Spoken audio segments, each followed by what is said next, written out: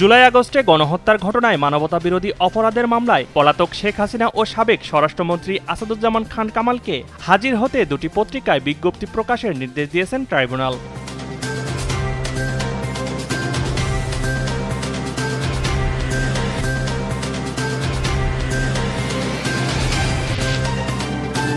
বাংলাদেশ জাতীয় ক্রিকেট দলের সাবেক অধিনায়ক ও সাবেক সংসদ সদস্য সাকিব আল হাসান সহ 15 জনের দেশ ত্যাগে নিষেধাজ্ঞার আদেশ দিয়েছেন আদালত।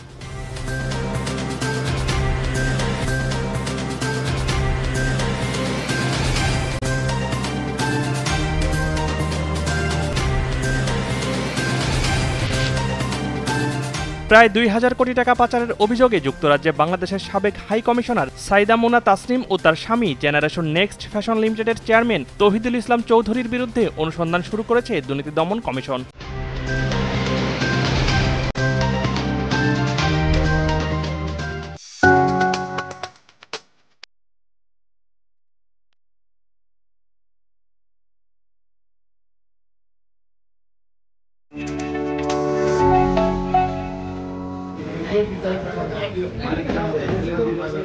চট্টগ্রামের বাঁশখালীতে ব্যক্তিগত উদ্যোগে ড্রোন নির্মাতা মোহাম্মদ আশির উদ্দিনের পাশে দাঁড়িয়েছেন বিএনপির ভারপ্রাপ্ত চেয়ারম্যান ও আমরা বিএনপি পরিবারের প্রধান পৃষ্ঠপোষক তারেক রহমান। দুপুরে বাঁশখালীর পুইছড়িতে আশির উদ্দিনের বাড়িতে যান আমরা বিএনপি পরিবারের প্রতিনিধি দল। বিএনপির সিনিয়র যুগ্ম মহাসচিব ও সংগঠনের প্রধান উপদেষ্টা অ্যাডভোকেট রুহুল কবির রিজভির নেতৃত্বে প্রতিনিধি দল মোহাম্মদ আশির উদ্দিনের সাথে সাক্ষাৎ করেন। এ সময় তারেক রহমানের পক্ষ থেকে তার প্রতি শুভেচ্ছা বার্তা পৌঁছে দেন তিনি।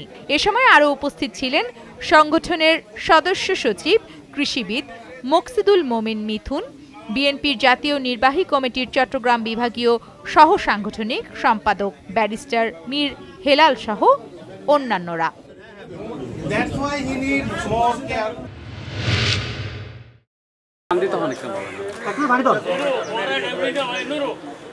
চট্টগ্রাম হামজার বাগস্থ শাহনশাহ হক ভান্ডারী খানকা শরীফে গাছের চারা রোপণের মাধ্যমে মাইজ ভান্ডারী গাউসিয়া হক কমিটি বাংলাদেশ কেন্দ্রীয় পর্ষদের সম্মানিত সভাপতি জনাব আলহাজ রেজাউল আলী জসিম চৌধুরী প্রতি বছরের মতো মাসব্যাপী বৃক্ষরোপণ কর্মসূচির শুভ উদ্বোধন করেছেন।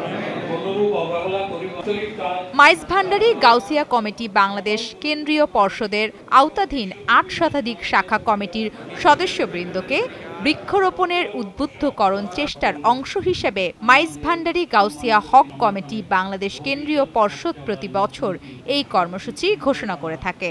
এ সময় তিনি বলেন, পরিবেশ দূষণের মাত্রা কমিয়ে আনতে ও পরিবেশ বিপর্যয়ের হাত থেকে রক্ষা পেতে নিয়মিত গাছের চারা রোপণের বিকল্প নেই।